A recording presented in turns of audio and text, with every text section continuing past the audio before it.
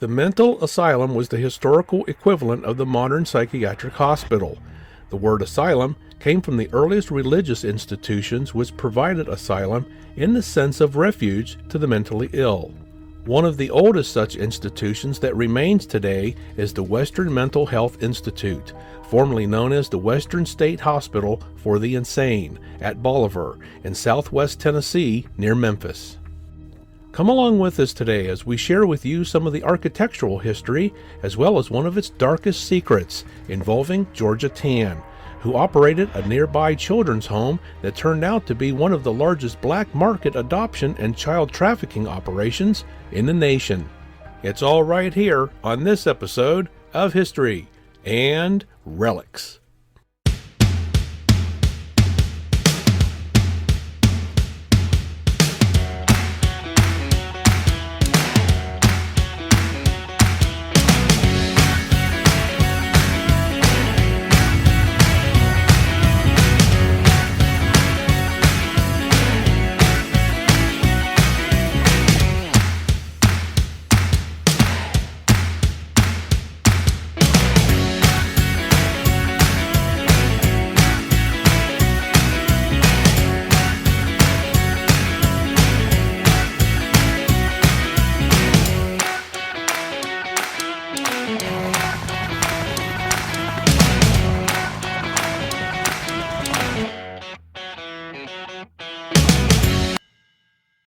The Western Mental Health Institute, formerly known as the Western State Hospital for the Insane at Bolivar, is a historic asylum located in Bolivar, Tennessee, which is about 60 miles east of Memphis.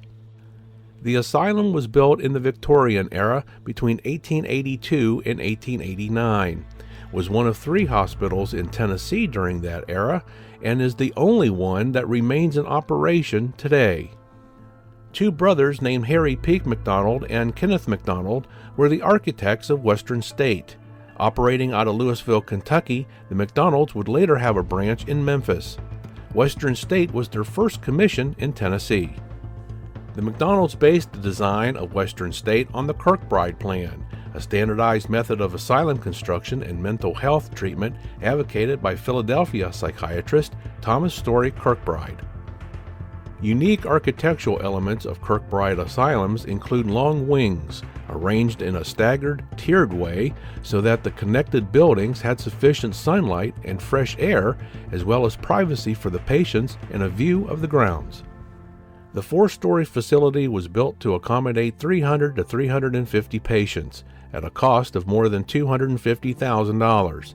However, by 1893, 319 patients were already institutionalized there. Shortly after and officially opening on November 22, 1889, another 156 patients from a nearby crowded Nashville institution were accepted.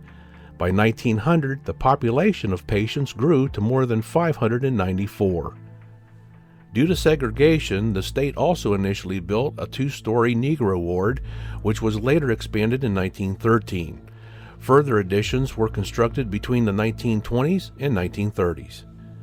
In Tennessee, there were 3 classes of patients: state paid, county paid, and private paid. The system for securing financing for patient care limited the operating budget of the facility and was quite burdensome to the county, who bared the brunt of the cost for patient care. Dr. Edwin W. Cock, who began working at the hospital in 1914 and worked his way up to superintendent, often faced political and budgetary pressures from the state and county officials, but managed to make some improvements in care offered at Western State. Dr. Cock was also the author of a 1919 Tennessee state law that dealt with the legal aspects of psychiatric treatment, and was the co-producer of the first diathermy to produce an artificial fever that aided in treating syphilis of the brain. The emphasis on treatment did not necessarily include care and custody, but rather focused on medical and empirical research and experimentation. Many of the treatments at the institution between the 1920s and 1930s included fever therapy, prefrontal lobotomies, metrazole injections, and insulin shock therapy, while still relying on occupational therapy. Many patients subject to these treatments were crowded into large dormitories with little to no privacy. Due to the limited number of staff and the large patient population, many patients were simply warehoused and fortunate to receive 10 minutes per week with a psychiatrist. As doctors relied on new therapies, the architectural concerns for mental institutions changed. This change is seen in the Polk Building, as it was designed by architect Wyatt C. Hedrick, with 8 wards and a capacity to hold 400 beds. In 1942, the building was expanded to add 8 additional wards for women and adolescents. Known originally as the Psychopathic, the classically influenced brick building did not follow the Kirkbride plan. In 1948, the original hospital building was demolished and replaced with a new 3-story building called Lutton Hall. During Cock's tenure, the facility was renamed Western State Hospital and received acceptance from the AMA and American College of Surgeons. As a result of this growth, Cock was responsible for adding on several new buildings throughout 235 acres of newly acquired land, as well as obtaining new equipment and instituting new, modern-era technologies. Dr. Edwin W. Cock served the longest term of any superintendent at Western State and resigned in 1936 to pursue private practice. One of the darkest stories about Western State is the institution's connection to Georgia Tann, who operated the Tennessee Children's Home Society in Memphis. Tann had several political connections in Shelby County, including a family court judge by the name of Camille Kelly, who helped Tann to run one of the largest black market baby adoption agencies in the nation.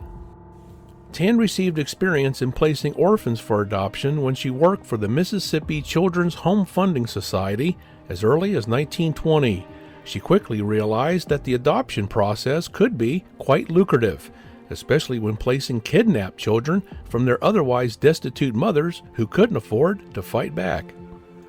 In 1924, she started working for the Tennessee Children's Home Society, where she turned part-time baby snatching into a highly profitable business. Tann falsified background records and sold babies to adopting parents throughout America, including to movie stars in Hollywood, such as actresses Lana Turner and Joan Crawford, as well as husband and wife actors Dick Powell and June Allison, who likely paid the enormous $5,000 fee typically charged to wealthier clients. In his autobiography, professional wrestler and Memphis native Ric Flair also claimed that he had been illegally taken from his natural parents, Luther and Olive Phillips, and sold through the agency to his adoptive parents, Kathleen Kinsmiller and Richard Reed Flair. Another of Tann's sources for children was women at Western State. It was rumored that babies were taken from women in the wards. Young patients were raped and forced to have sex with one another or for money with security guards and local residents. For nearly 30 years, all of the babies that were born at Western State were sent through Georgia Tann's adoption agency. Children were sold throughout the United States, Britain, and other countries as underage farmhands, which made Tann millions. She was chauffeured around the city in either a Packard or a Cadillac, and always dressed in the finest clothes. At the time, black market adoptions were not illegal, but were only considered ethically and morally wrong. Meanwhile, there were widespread reports of the children being enslaved, beaten, or raped by pedophiles. Nonetheless, her false credibility allowed her to be praised in the national press as the foremost authority on its adoption laws. Meanwhile, due to her political connections with the Tennessee legislature, she still remained in business. In 1941, Tennessee Children's Home Society lost its national endorsement from the Child Welfare League of America because it practiced destroying adoption records. It was also reported that during 4 months in 1945, 40 to 50 children died while in their care. On September 11, 1950, these allegations and circumstances prompted an investigation to be opened by Governor Gordon Browning. Finally, the society was closed that same year, but Georgia Tann escaped prosecution as she died from cancer just a few days after the investigation started on September 15th. The investigation also implicated Judge Camille Kelly, but she too was never prosecuted, as she resigned shortly before the official report was released to the public, allowing her to retain all that she had acquired, having lived a lifestyle well beyond the salary of a family court official. In 1966, Tennessee established adoption laws that allowed adopted adults to search for any remaining records that may lead them to their biological parents. Prior to this, information about a child's heritage and medical history were often lost or destroyed, leaving adoptive parents unaware of who the biological parents were, their circumstances, and records or other information as to any physical or mental illness. As for Western State, the patients were free to roam the grounds until the 1980s. It was not uncommon for someone to escape or simply go missing by walking off the property. Oftentimes, the escapee would be located by security or police and brought back, although there are instances when people disappeared and were never heard from again. Many of the patients that died at Western State are said to be buried in several cemeteries scattered around the campus. Many of the early records of admission and death certificates are said to be long gone. The institution alleges that they destroyed records older than 20 years. However, some patient records have been discovered inside the abandoned buildings on the property. The Gothic Revival Administration Building was listed on the National Register of Historic Places in 1987 as part of the Western State Mental Hospital Historic District.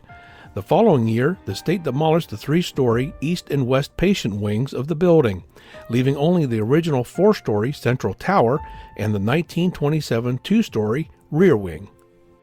In 2008, the state demolished several other historic buildings, including the 1927 Physicians Apartment Building and 2 1920s-era staff houses to construct a modern, state-of-the-art $58.5 million psychiatric hospital, which opened in 2010. Many of the other historic buildings, such as the Polk Building, remain vacant and in disrepair. The advent of modern psychotropic medications and outlawing of unpaid patient labor has aided in combating overcrowding at Western State. Today, Western State serves around 2,500 patients across 24 counties, although only 250 to 300 of them reside on campus. With a staff of about 650 and an annual budget of approximately $35 million, Western State is the largest employer in Hardeman County.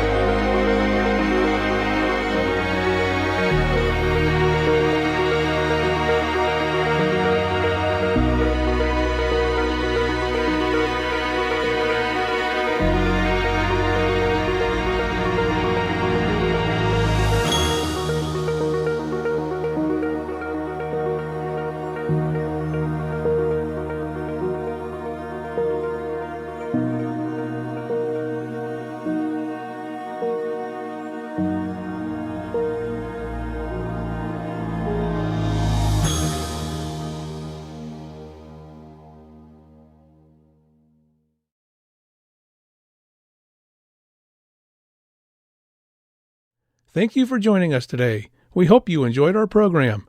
If you like our content, we ask that you give us a thumbs up, a like, share with your friends, subscribe to our channel, and ring that notification bell so you always know when our new content is published. And all of this costs nothing, but means a lot to us and keeps us growing. You may also leave us a tip if you choose. The address is provided here on your screen, and a link is provided in the description area below.